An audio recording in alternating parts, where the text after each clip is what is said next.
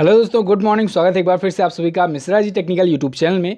दोस्तों आज है 24 अप्रैल और आज की इस वीडियो में हम लोग जानेंगे आज के दिन के सभी इंपॉर्टेंट करंट अफेयर के क्वेश्चंस के बारे में। दोस्तों आज वीडियो बहुत ध्यान से पूरी देखिएगा, क्योंकि बीच में आज आपको मैं ये भी बताऊँगा कि कैसे एक चैनल ने हमारी ई बुक कॉपी करके अपना लोगो लगाकर उसमें और उसको सेल कर रहा है वो। हालांकि इस पर मैंने कल एक वीडियो अपलोड की स्पेशल, उसमें पूरा डिटेल में मैंने एक्सपोज किया है उनको। आप लोग लिंक डिस्क्रिप्शन में दिया गया है, वहाँ से जाकर वो वीडियो भी देख सकते हैं। चलिए बात करते हैं हम लोग लास्ट डे के क्वेश्चंस की। लास्ट डे का पहला क्वेश्चन था, मेघालय हाईकोर्ट के नए चीफ जस्टिस कौन बने हैं? तो नए मुख्य न्यायाधीश बन गए हैं विश्वनाथ सोमदर जी। अगला, भारत का पहला कोविड-19 समर्पित अस्पताल कहाँ खोला गया? तो महाराष्ट्र में मुंबई में खोला गया था, रिलायंस इंडस्ट्रीज़ के द्वारा खोला गया था। इन दोनों क्वेश्चन के बारे में जिन लोगों ने डिटेल में और करेक्ट आंसर किया उन टॉप 15 लोगों के नाम मैं आपको वीडियो के एंड में बताऊँगा। चलिए बात करते हैं आज के पहले क्वेश्चन की। आज का पहला क्वेश्चन है, हाल ही में किस राज्य सरकार ने अप्था मित्रा ऐप लॉन्च किया? तो अभी हाल ही में दोस्तों कर्नाटका राज्य सरकार ने अप्था मित्रा नाम का एक ऐप लॉन्च किया है और साथ ही में एक टोल फ्री हेल्पलाइन नंबर भी लॉन्च किया है। टोल फ्री हेल्पलाइन नंबर क्या है? 14410। तो ये टोल फ्री हेल्पलाइन नंबर भी इसी के साथ में लॉन्च किया गया है। क्यों ये लॉन्च किया गया दोनों? तो दोस्तों चिकित्सीय सहायता यानी कि मेडिकल हेल्प और परामर्श प्रदान करने के लिए ऑनलाइन ही, जैसे कि आपको पता है धीरे धीरे सभी राज्य ये कर रहे हैं। ऐसा पिछले भी दिनों में कुछ राज्य किए थे, ठीक है, कोविड-19 स्पेशल केसेस के लिए। ध्यान रखिएगा, ये जो हेल्पलाइन अभी शुरू की जा रही है या कोई स्पेशल ऐप लॉन्च किया जा रहा है, ये कोविड-19 के लिए ये स्पेशली लॉन्च किया जा रहा है, ठीक है, जिससे ऑनलाइन ही मेडिकल हेल्प प्रदान किया जा सके। अभी दोस्तों कुछ और राज्यों के बारे में अगर बात करें तो जैसे अभी हिमाचल प्रदेश ने ई संजीवनी OPD लॉन्च किया था, वो आपको याद होगा। और राजस्थान ने अभी आयु एवं सेहत साथी ऐप लॉन्च किया था, इसे भी याद होगा आपको। कर्नाटक ने ये अप्था मित्रा ऐप लॉन्च किया और एक हेल्पलाइन नंबर लॉन्च किया। ओके, कर्नाटक के बारे में थोड़ा सा बात कर लें तो कर्नाटक दोस्तों कोरोना वॉच एप्लीकेशन लॉन्च किया था। कोविड-19 स्पेशल ये ऐप था कोरोना वॉच, ठीक है। इसमें क्वारंटाइन किए गए लोगों पर और भी लोगों पर नज़र रखने के लिए लॉन्च किया गया था। इसके बाद ही एक अवेयरनेस कैंपेन भी ये चलाया था, नमस्ते ओवर हैंडशेक अभियान। इसे भी ध्यान रखना है, कर्नाटका द्वारा ही ये भी शुरू किया गया था। चलिए अब कर्नाटक के बारे में थोड़ा सा और डिटेल जान लेते हैं। ये रहा कर्नाटक मैप में। राजधानी है इसकी बेंगलुरु, जिसे हम लोग इलेक्ट्रॉनिक सिटी के नाम से भी जानते हैं। BS येदियुरप्पा बीजेपी पार्टी से यहाँ के हैं चीफ मिनिस्टर। गवर्नर हैं वजुभाई बालाजी। बांदीपुर नेशनल पार्क और नागर होल नेशनल पार्क है कर्नाटक में ही। क्लियर है? देख लेते हैं बॉर्डर किससे किससे ये शेयर कर रहा है। कर्नाटक दोस्तों गोवा से, महाराष्ट्र से, तेलंगाना से, आंध्र प्रदेश से, तमिलनाडु से और केरला से अपना बॉर्डर शेयर करता है। आगे देखते हैं। नेक्स्ट है, हाल ही में किस कंपनी ने रिलायंस जियो की 9.99% हिस्सेदारी खरीदी है? दोस्तों अभी हाल ही में फेसबुक ने रिलायंस जियो की 9.99% हिस्सेदारी खरीदी है। 2 पॉइंट आपको याद रखना है। एक तो रिलायंस जियो में खरीदा गया है, रिलायंस इंडस्ट्री में नहीं, ठीक है। रिलायंस इंडस्ट्री का एक पार्ट है रिलायंस जियो। अब ऐसा नहीं है कि रिलायंस जियो का मतलब केवल सिम। रिलायंस जियो में भी बहुत सारे सेक्टर आते हैं, जैसे जियो मार्ट आने वाला है, रिलायंस जियो का वाईफाई सिस्टम भी आता है, जियो फाइबर वगैरह आता है, ठीक है। तो रिलायंस जियो में इन्वेस्टमेंट किया गया है इनके द्वारा, फेसबुक के द्वारा। अब ये 9.99% हिस्सेदारी होती कितनी है? तो ये दोस्तों लगभग $5.7 बिलियन। कितना? $5.7 बिलियन लगभग, यानी 43,500 करोड़, 574 करोड़, इतना होता है ये टोटल। ये रिलायंस जियो का 9.99% की हिस्सेदारी है। तो इसे ख़रीदा है फेसबुक ने। तो अब रिलायंस जियो का वैल्यूएशन बढ़ करके 4.62 लाख करोड़ पहुंच गया है। और इसी के साथ में मुकेश अंबानी एक बार फिर से बन गए हैं दोस्तों एशिया के नंबर 1 अमीर व्यक्ति, ठीक है, ब्लूमबर्ग के अनुसार। ध्यान रखिएगा, ब्लूमबर्ग के अनुसार एशिया के दोबारा ये पहले बन गए हैं, ठीक है, सबसे ज़्यादा अमीर व्यक्ति। अब देखिए इन दोनों का फ़ायदा क्या क्या होगा ये भी हम लोग जान लेते हैं। रिलायंस का क्या फ़ायदा होगा इस डील से, फेसबुक का क्या फ़ायदा होगा? तो दोस्तों सबसे पहले रिलायंस की अगर बात करें तो अमेज़न, फ्लिपकार्ट और इन सब वगैरह को टक्कर देने के लिए रिलायंस जियो मार्ट जो लग रहा है उसमें बहुत ज़्यादा इससे फ़ायदा मिलेगा, क्योंकि फेसबुक, इंस्टाग्राम और व्हाट्सएप तीनों ही फेसबुक के ही है सब कुछ। तो इनसे इनको बहुत ही जल्दी से बूस्टअप मिल जाएगा प्रमोशन का। और दूसरा जो फ़ायदा होगा कि रिलायंस इंडस्ट्री पर जो भी कर्ज है रिलायंस जियो के माध्यम से या जो भी माध्यम से बहुत सारे कर्ज भी हैं, वो कर्ज भी ये चुकता कर पाएगा इन पैसों से, ठीक है। और तीसरा जो चीज़ है फ़ायदा रिलायंस को होगा वो ये होगा कि देश के छोटे से छोटे किसानों तक, व्यापारियों तक, उद्यमियों तक ये आसानी से अपना पहुंच प्रदान कर पाएगा, ठीक है, वहां तक पहुंच जाएगा। अब बात करते हैं फेसबुक का क्या क्या फ़ायदा होगा इस डील से।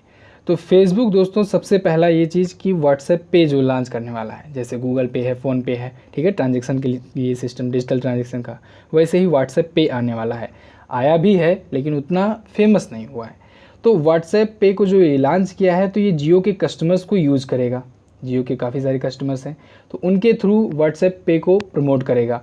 तो जैसा कि मैंने आपको बताया कि जियो मार्ट जो आएगा तो जियो मार्ट के थ्रू सब लोग जुड़ेंगे, छोटे से बड़े लोग सब एक साथ जुड़ेंगे। तो जब वो सब जुड़ेंगे तो उनको कुछ इस तरीके से इंटीग्रेट किया जाएगा जिससे वो व्हाट्सएप पे के माध्यम से अपना पेमेंट करें, ठीक है। अब इससे व्हाट्सएप पे का ग्रोथ हुआ तो इससे फेसबुक भी जो है वो कंपटीशन दे पाएगा गूगल पे और फ़ोन पे वगैरह को, पेटीएम वगैरह को। क्लियर? यानी कि साफ साफ शब्दों में हम लोग कहें तो रिलायंस जियो जो है वो अपना कस्टमर्स फेसबुक के साथ शेयर करेगा, फेसबुक के प्लेटफॉर्म के साथ, चाहे वो व्हाट्सएप हो, इंस्टाग्राम हो, मैसेंजर हो फेसबुक का, ठीक है। और फेसबुक जो होगा वो जियो का कस्टमर यूज़ करेगा, ठीक है। एक पॉइंट और याद रखिएगा कि ये दोस्तों अभी तक का देश का सबसे बड़ा एफडीआई है। एफडीआई यानी कि फॉरेन डायरेक्ट इन्वेस्टमेंट। तो ये अभी तक का देश का सबसे बड़ा, हमारे भारत देश का सबसे बड़ा एफडीआई है। और मुकेश अंबानी एशिया के सबसे अमीर व्यक्ति बन गए हैं, इसे भी ध्यान रखिएगा। क्लियर? फेसबुक के बारे में आप लोग जानते ही हैं, मार्क ज़करबर्ग हैं इसके करंट टाइम पर सीईओ और संस्थापक भी यही हैं। रिलायंस जियो के बारे में रिलायंस इंडस्ट्री के मालिक मुकेश अंबानी हैं। अगला देखते हैं। नेक्स्ट है, हाल ही में किसे बैडमिंटन वर्ल्ड फेडरेशन के आई एम बैडमिंटन अभियान का ब्रांड एम्बेसडर बनाया गया? तो दोस्तों पीवी सिंधु को बनाया गया है आई एम बैडमिंटन अभियान का brand ambassador. Badminton world federation के द्वारा ये कैंपेन शुरू किया गया है, ये अभियान शुरू किया गया है और इसका एम्बेसडर बनाया गया पीवी सिंधु को। वर्ल्ड चैंपियन पीवी सिंधु कहें तो गलत नहीं होगा क्योंकि 2019 का वर्ल्ड चैंपियनशिप इन्होंने ही जीता था। ओके, अब ये कैंपेन क्यों शुरू किया गया है? तो ये दोस्तों कैंपेन शुरू किया गया है जिससे खिलाड़ी जो हैं वो ईमानदारी से और खेल भावना के साथ प्रदर्शन करें। ऐसा ना हो कि वो कोई शॉर्टकट ट्रिक अपनाएं। कुछ लोग होते हैं जो शॉर्टकट अपनाते हैं लेकिन शॉर्टकट अपनाने के चक्कर में वो डोपिंग टेस्ट में पकड़े जाते हैं, ठीक है। तो ऐसा ना हो, लोग ईमानदारी से और खेल भावना के साथ प्रदर्शन कर सकें। चलिए अभी हम भी आपको बताएंगे कि कुछ हमारे भी साथ हुआ है ऐसा कल। चलिए पीवी सिंधु के बारे में जान लीजिए थोड़ा सा। पीवी सिंधु के बारे में अभी मैंने उस दिन भी बताया था जब इनके ऊपर एक बुक लिखी गई थी, शटलिंग टू द टॉप पुस्तक ये लॉन्च की गई पीवी सिंधु के ऊपर। इस पुस्तक को लिखा है वी कृष्णा स्वामी ने, ठीक है। बुक का नाम फिर से बोल दे रहा हूँ, shuttling to the top. Pusarla Venkata Sindhu इनका पूरा नाम है, हैदराबाद की रहने वाली हैं और इनके कोच हैं पुलेला गोपीचंद जी, जो कि भारत के भी बैडमिंटन की ये नेशनल कोच हैं, ठीक है। 2016 में ओलंपिक जो हुआ था उसमें इन्होंने सिल्वर मेडल जीता, सबसे बड़ा मेडल है समझ लीजिए इनके लिए क्योंकि ओलंपिक का मेडल है। और 2018 के एशियन गेम्स में सिल्वर मेडल इन्होंने जीता और 2019 का वर्ल्ड चैंपियनशिप इन्होंने जीता था, गोल्ड मेडल जीता था, ठीक है। भारत की पहली खिलाड़ी बनी थी, तो इसे भी ध्यान रखना है। चलिए अगला देखते हैं। नेक्स्ट है, हाल ही में किसने विद्यादान 2.0 नाम से ई लर्निंग कार्यक्रम लॉन्च किया? दोस्तों अभी हाल ही में मानव संसाधन विकास मंत्रालय ने एक ई लर्निंग कार्यक्रम विद्यादान 2.0 लॉन्च किया है, ठीक है।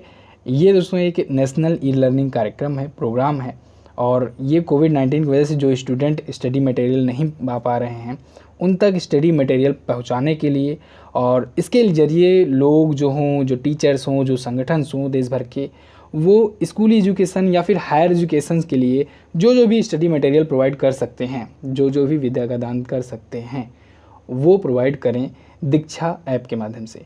तो इस वजह से ये शुरू किया गया है। इससे पहले भी दोस्तों मानव संसाधन विकास मंत्रालय कई अभियान, कई कैंपेन चला रहा है, ठीक है, जिससे लोग ऑनलाइन एजुकेशन के प्रति प्रमोट हो सकें।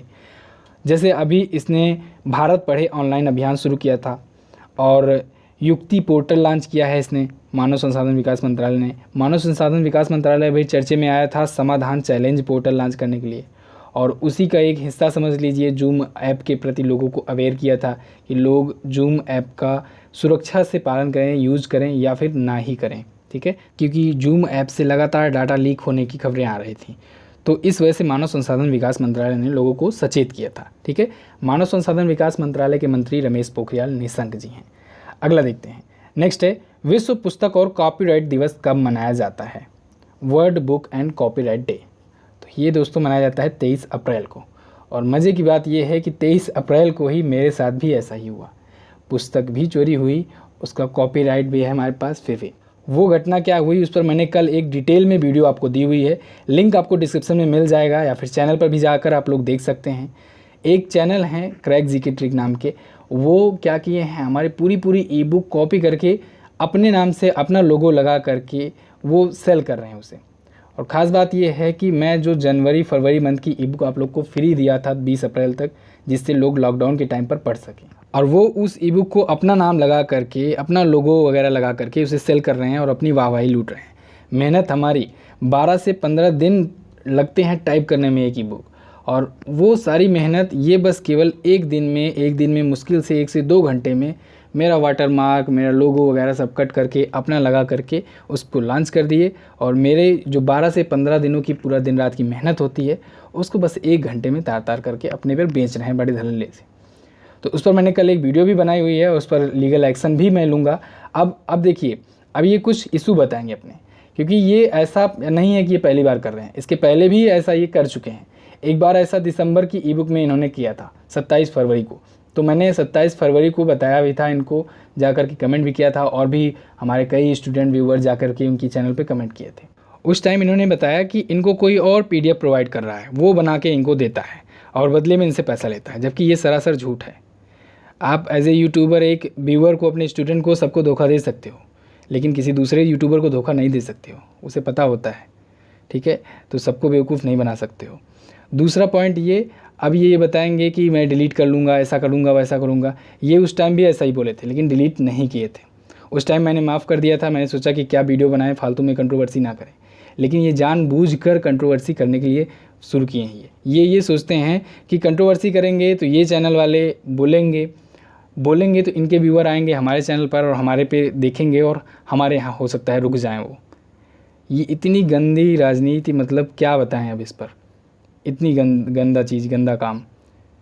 इनको ये लगता है कि हमारे व्यूअर उनके चैनल पर जाकर के उनका वीडियो देखने लगेंगे, फिर उनके पे रुक जाएंगे। अभी भी मौका है, ई बुक डिलीट कर दो शांति से, अपनी ई बुक बनाओ, अपना कंटेंट राइट करके दो, जितने में दो, मुझे कोई फ़र्क नहीं पड़ेगा। आप अपना लिखो, अपना कंटेंट तैयार करो, तो मैं कभी नहीं बोलने आऊँगा। लेकिन अगर आपको ये लगता है कि आप गंदी तरीके से राजनीति करके अपना व्यूअरशिप बढ़ाएंगे, अपना चैनल ग्रो कराएंगे, किसी दूसरे की मेहनत का आप गलत यूज़ करेंगे, तो ये नहीं हो सकता है। और एक बात और है, ये जो टीचर का लोगों के प्रति भावना है, टीचर की जो उनकी इज्जत है स्टूडेंट की टीचर के प्रति, उस इज्जत को बर्बाद मत करो। नहीं तो कल से आप देख ही रहे हो कमेंट बॉक्स में पढ़ के कि क्या क्या जा रहा है, क्या क्या मैसेज जा रहा है। ये पूरी टीचर कम्युनिटी पर दाग है। और आप ही जैसे कुछ लोग ऐसे ही चोरी करके, मटेरियल चोरी करके और ये सब वगैरह कर करके ये टीचर्स पर दाग लगाते हैं। ऐसा मत होने दो। और अभी भी मौका है, ई बुक डिलीट करो, ई बुक डिलीट करके अपना जो लिखना हो, अपना जो कंटेंट राइट करना हो करो। और हाँ, ये बहाना तो बिल्कुल भी मत बताना कि आपको कोई और PDF बना करके दे रहा है, ठीक है ना, नहीं तो उसको भी एक्सपोज करेंगे किसी दिन, जैसे कल किए, उसमें भी बहुत सारे पॉइंट हैं। तो ऐसा आप बता रहे हैं जैसे कि सब्सक्राइबर को बेवकूफ़ बना सकते हो, व्यूअर को बेवकूफ़ बना सकते हो, किसी अदर यूट्यूबर को बेवकूफ़ नहीं बना सकते हो। और हमारे जो व्यूअर हैं इनसे भी हमारी एक गुजारिश है, भले ही आज हमारे चैनल के कुछ सब्सक्राइबर, कुछ व्यूअर चले जाएं, उनके पे शिफ्ट हो जाएं, मुझे कोई फ़र्क नहीं पड़ता। लेकिन दोस्तों, अगर आज मैं नहीं बोलता हूँ तो कल को कोई और भी ऐसा ही करने लगेगा। तो जब सब ऐसा ही करने लगेगा तो मैं 12 से 15 दिन की मेहनत क्यों करूँगा? मैं आप लोगों के लिए ई बुक क्यों बनाऊँगा? मेरी 12 से 15 दिनों की मेहनत होती है और लोग 1 दिन में, 2 दिन में ही पूरा कॉपी करके, लोगो वगैरह चेंज करके, अपना नाम करके अपनी वाहवाही लूटते हैं और पैसा कमाते हैं उसका। तो ये ऐसा मैं क्यों करूँगा? मैं क्यों लिखूँगा फिर? आज 24 तारीख हो गई है, आज से मेरा ई बुक लिखने का प्रोग्राम शुरू हो जाना चाहिए था। आज से क्या, 2 दिन पहले से ही शुरू हो जाना चाहिए था, लेकिन अब मन नहीं कर रहा है। तो ये नुकसान होता है स्टूडेंट्स का, जो पढ़ने वाले बच्चे हैं, जो नोट्स नहीं बना पाते हैं, जो डेली नहीं देख पाते हैं वीडियो, उनके लिए है, जो लॉन्ग टर्म के लिए अपने पास कुछ ऐसा रखना चाहते हैं। हमारी सिर्फ यही वो है कि हम यूट्यूब कम्युनिटी का सबसे बेस्ट ई बुक देते हैं। सिर्फ यही गलती है मेरी कि आप लोग कॉपी कर लोगे धड़ल्ले से। जैसे ही लॉकडाउन हटता है, इस पर लीगल एक्शन लिया जाएगा और FIR कराया जाएगा और चैनल भी बंद हो जाएगा। वो कहते हैं ना कि ज़्यादा दिन आप शॉर्टकट यूज़ करके नहीं जी सकोगे, कभी न कभी फंसोगे ज़रूर। तो ऐसा बिल्कुल मत करो। जेन्युइन करो और एक टीचर होने के नाते टीचर की इज्जत बरकरार रखो कम से कम। चलिए फिलहाल इस क्वेश्चन के बारे में बात कर लेते हैं। वैसे आज वीडियो बनाने का बिल्कुल मन नहीं था, मूड नहीं बन रहा था। एक पढ़ाने का एक मूड होता है, वो मूड नहीं बन पा रहा था, लेकिन फिर भी हमने पूरा कोशिश किया है और वीडियो आपको जिससे रेगुलर पहुंचता रहे। ऐसे ही कुछ लोग हैं, आज मैं अगर कुछ नहीं बोलूँगा, चुप रहूँगा, तो फिर ऐसे कल को कोई और करने लगेगा, फिर ऐसे ऐसे रोज़ सब किसी न किसी का करने ही लगेंगे। तो फ़ायदा क्या हुआ टाइप करवाने का, लिखने का, इतनी मेहनत करने का। हम भी किसी से ऐसे ही कॉपी करके देने लगे फिर। चलिए फ़िलहाल पढ़ाई पर ध्यान देते हैं। बात करते हैं word book and copyright day की। तो वर्ल्ड लेवल पर ये मनाया जाता है 23 अप्रैल को। इनका मेन पर्पज़ ये होता है दोस्तों कि मानवता, सामाजिक और सांस्कृतिक प्रगति में जो भी लेखक, जो भी राइटर अपना योगदान दिए हैं उनको सम्मानित किया जाए, और जो इस दुनिया में इस समय नहीं हैं उनको श्रद्धांजलि दिया जाए। तो इस वजह से ये मनाया जाता है। अच्छा, यूनेस्को जो है वो प्रत्येक वर्ष किसी एक जगह को राजधानी घोषित करती है, विश्व पुस्तक की राजधानी। तो इस बार की विश्व पुस्तक राजधानी घोषित की गई है कुआलालंपुर, मलेशिया को। ठीक है, किसे? मलेशिया की कुआलालंपुर को। और हर साल यूनेस्को द्वारा दोस्तों एक नारा भी चुना जाता है। तो इस बार का नारा जो है वो है केएल बाका। क्या है? केएल बाका मतलब केयरिंग थ्रू रीडिंग। इसकी शुरुआत हुई थी इस दिवस को मनाने की 23 अप्रैल 1995 से। ठीक है, पेरिस में। इसे भी ध्यान रखिएगा। और दोस्तों आप लोगों से रिक्वेस्ट है कि आज जाइए इनके चैनल पर कमेंट कीजिए, और आप लोग जाके इनके जो व्यूअर हैं उनके कमेंट में रिप्लाई करके उनको कमेंट कीजिए, जिससे इनके व्यूअर भी जाने। क्योंकि इससे पहले कि व्यूअर पढ़ते हैं ये कमेंट को डिलीट कर देते हैं बहुत ही चतुराई से। और जब 27 फरवरी वाला मामला हुआ था, जब इन्होंने दिसंबर वाली हमारी ई बुक लॉन्च की थी, अपलोड की थी कॉपी करके, तब मैंने टेलीग्राम से और वैसे भी इनके कम्युनिटी पोस्ट पर कमेंट करके कहा था। तो हमारे जो व्यूअर थे जो जाकर इनको कमेंट कर रहे थे, तो ये उनका कमेंट डिलीट कर दे रहे थे और केवल पॉजिटिव ही कमेंट रख रहे थे। तो इस बार ऐसा ना हो, इनके व्यूअर के रिप्लाई में आप लोग कहिए, जिससे वो लोग पढ़ लें, इससे पहले ये डिलीट करें। और इतनी संख्या में कीजिए कि इनको डिलीट करते करते ये थक जाएं। चलिए अब बात करते हैं अगला, संयुक्त राष्ट्र अंग्रेजी भाषा दिवस कब मनाया जाता है। तो ये दिवस दोस्तों मनाया जाता है 23 अप्रैल को। यह भी 23 अप्रैल को ही मनाया जाता है। संयुक्त राष्ट्र की दोस्तों 6 ऑफिशियल लैंग्वेजेस हैं, और सभी ऑफिशियल लैंग्वेज के लिए एक एक दिन डिसाइड किया गया है। ठीक है, तो बेसिकली जो ये अंग्रेजी भाषा दिवस है, ये तो दोस्तों मनाए जाने का कारण मेन ये है कि विलियम शेक्सपियर का जन्मदिन और पुण्यतिथि हुआ था, उन्हीं के सम्मान में ये मनाया जाता है। एक्चुअली में यूनाइटेड नेशंस ने 2010 में, सन 2010 में यूनाइटेड नेशंस के सार्वजनिक सूचना विभाग के द्वारा बहुभाषावाद को और सांस्कृतिक विविधता को बढ़ाने के लिए ये मनाया जाना शुरू हुआ। सभी दिनों के लिए एक एक डिसाइड किया गया, एक एक दिन। जैसे मैं 6 ऑफिशियल लैंग्वेज के बारे में बताता हूँ और सबका दिन भी बताऊँगा। ठीक है, तो यूनाइटेड नेशंस का इंग्लिश लैंग्वेज डे मनाया जाता है दोस्तों 23 अप्रैल को, और स्पेनिश लैंग्वेज डे भी मनाया जाता है 23 अप्रैल को ही। United Nations Spanish language day. United Nations Chinese language day दोस्तों अभी मनाया गया 20 अप्रैल को। और यूनाइटेड नेशंस का फ्रेंच लैंग्वेज डे मनाया जाता है ये प्रत्येक वर्ष 20 मार्च को। ठीक है, पिछले मंथ मनाया गया था। यूनाइटेड नेशंस का अरेबिक लैंग्वेज डे यानी अरबी भाषा दिवस ये मनाया जाता है 18 दिसंबर को।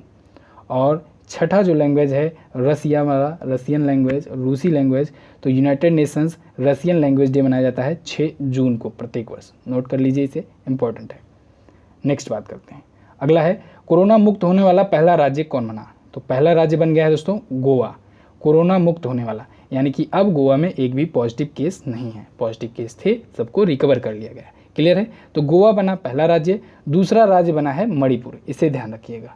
चलिए गोवा के बारे में भी जल्दी से जान लेते हैं। पणजी यहाँ की राजधानी है। प्रमोद सावंत बीजेपी से यहाँ के हैं चीफ मिनिस्टर। गवर्नर हैं सत्यपाल मलिक जी। गोवा ये रहा मैप में, छोटा सा गोवा। अपना बॉर्डर शेयर करता है महाराष्ट्र से और कर्नाटका से। क्लियर है। अच्छा, गोवा का ज्यूरिडिक्शन पड़ता है बम्बई हाई कोर्ट में। तो बॉम्बे हाई कोर्ट के अभी हाल ही में नए चीफ जस्टिस नियुक्त किए गए। कौन? दीपांकर दत्त, इसे याद रखिएगा। अगला, भारत की पहली प्लाज्मा डोनर कौन बनी। तो भारत की पहली प्लाज्मा डोनर बनी है दोस्तों स्मृति ठक्कर, ये गुजरात की हैं। अच्छा, आपको कहीं कहीं मिल सकता है गुजरात की पहली प्लाज्मा डोनर, ठीक है, स्मृति ठक्कर को। दोनों ही लगभग में सही है। एक्चुअली में हुआ ये कि गुजरात को प्लाज्मा थेरेपी की मंजूरी मिली, और स्मृति ठक्कर जो हैं ये पहली ऐसी व्यक्ति हुई जो अपनी मर्ज़ी से आई और अपनी प्लाज्मा को डोनेट करने की घोषणा की। ठीक है, असल में प्लाज्मा जो होता है वो ब्लड का ही एक पार्ट होता है, ब्लड में ही ये पाया जाता है। इसमें होता ये है कि कोविड-19 का जो मरीज़ रह चुका है, यानी जो पॉजिटिव पेशेंट था और उसे रिकवर कर लिया गया है अब, तो फिर उसका सैंपल लिया जाता है, उसकी प्लाज्मा को दूसरे मरीजों में यूज किया जाता है, क्योंकि इसका एंटीबॉडी ज़्यादा हो चुका रहता है ऑलरेडी, और एंटीबॉडी की वजह से ही ये दोबारा बचा जा चुका रहता है। तो इस वजह से इसकी एंटीबॉडी का यूज किया जाता है जो अन्य मरीज़ हैं कोविड-19 के, उनके इलाज में। तो यही है प्लाज्मा थेरेपी। तो इसके लिए जो ठीक हुआ मरीज़ रहता है उसकी प्लाज्मा का यूज किया जाता है। तो स्मृति ठक्कर पहली प्लाज्मा डोनर बनी है, ठीक है। अब इसको लेकर आपको कहीं कहीं मिलेगा कि ये गुजरात की पहली प्लाज्मा डोनर बनी है स्मृति ठक्कर। तो वो भी सही है एक प्रकार से देखा जाए तो, लेकिन इसका मेन रीज़न ये है कि अभी तक जो चल रहा था वो ट्रायल वर्जन चल रहा था। मतलब कि अभी कोई अप्रूवल नहीं मिला था, कोई फिक्स नहीं था कि इससे ठीक से इलाज किया ही जा सकता है। तो जो मरीज़ ठीक हो जाया करते थे उनके सैंपल्स वैसे ही ले लिया जाया करता था। लेकिन स्मृति ठक्कर जो हैं ये पहली ऐसी व्यक्ति बनी जो आकर स्वेच्छा से अपना प्लाज्मा डोनेट की हैं। तो हम लोग कह सकते हैं कि ये भारत की भी पहली प्लाज्मा डोनर है। लेकिन ऐसा नहीं है कि इन्हीं के प्लाज्मा से पहली बार ये प्लाज्मा थेरेपी की शुरुआत हुई या उसकी टेस्टिंग की गई। देखिए ये वर्ड है डोनर, डोनर का मतलब होता है स्वेच्छा से जाकर डोनेट करना, ठीक है। तो आई थिंक आप बात समझ रहे होंगे। नेक्स्ट देखते हैं, अगला है, हाल ही में किसी इंटरनेशनल मोटरसाइकिल मैन्युफैक्चरर्स एसोसिएशन का अध्यक्ष बनाया गया। तो अभी हाल ही में राकेश शर्मा जी को बनाया गया है दोस्तों इंटरनेशनल मोटरसाइकिल मैन्युफैक्चरर्स एसोसिएशन का अध्यक्ष। ये दोस्तों 2019 से उपाध्यक्ष के रूप में काम कर रहे हैं और इनको अगले 2 सालों के लिए, अगले 2 वर्षों के लिए इंटरनेशनल मोटरसाइकिल मैन्युफैक्चर एसोसिएशन का अध्यक्ष बनाया गया है। ये वर्तमान में बजाज ऑटो के एग्जीक्यूटिव डायरेक्टर भी हैं, कार्यकारी निदेशक भी हैं। अगला देखते हैं, नेक्स्ट है, कौन सी कंपनी ने इजराइल के पहले पूर्ण डिजिटल बैंक लॉन्च करने की घोषणा की है। दोस्तों अभी हाल ही में TCS ने, टाटा कंसल्टेंसी सर्विस ने इजराइल के पहले पूर्ण डिजिटल बैंक लॉन्च करने की घोषणा की है। पूर्ण डिजिटल बैंक यानी कि पूरी तरीके से डिजिटली ये ऑपरेट होगा इजराइल में, ठीक है। TCS के द्वारा शुरू किया गया है, टाटा कंसल्टेंसी सर्विस के द्वारा। अब टाटा कंसल्टेंसी सर्विस के बारे में जानिए।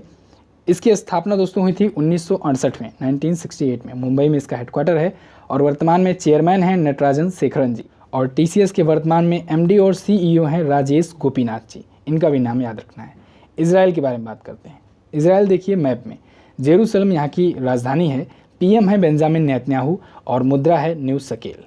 तो बस दोस्तों ये तो था आज का टॉप 10 करंट अफेयर। कैसी लगी आपको वीडियो आप लोग कमेंट करके हमें ज़रूर बताइएगा।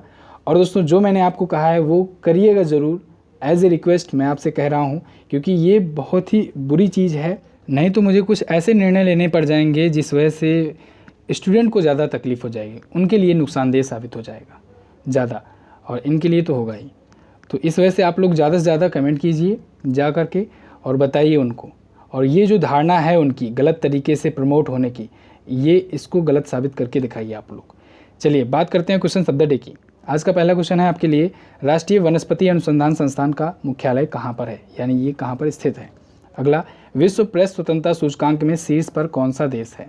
चलिए बात करते हैं उन लोगों के नाम की जो लोग कल की वीडियो में जो उनसे क्वेश्चन पूछे गए थे उसके उन्होंने डिटेल में आंसर किए थे। तो उनके नाम है दोस्तों मोहम्मद जारिफ, रविशंकर, श्यामशेर कुमार, विक्की राज, पूजा चौधरी, रत्ना वर्मा, मनु पांडे, मिथुन कुमार, शांति प्रिया, सुरभि गुप्ता, राम कुमार, साबिर आलम, अविनाश राव, सुजाता चौहान, विजय यादव, गुरुदेव यादव। इतने लोगों ने डिटेल में आंसर किया है, आप लोग भी डिटेल में आंसर किया करो। तो दोस्तों इस वीडियो में बस इतना ही। कैसी लगी आपको वीडियो आप लोग कमेंट करके हमें जरूर बताइएगा। वीडियो अगर अच्छी लगी है तो लाइक करके हमारा उत्साह बढ़ाइए। साथ ही इन दोनों इंपॉर्टेंट वीडियोज को जरूर देख लीजिएगा और आने वाली वीडियोज का नोटिफिकेशन पाने के लिए सब्सक्राइब करके बेल आइकन को जरूर दबाएं। मिलते हैं किसी अन्य वीडियो में, तब तक के लिए नमस्कार, जय हिंद, वंदे मातरम।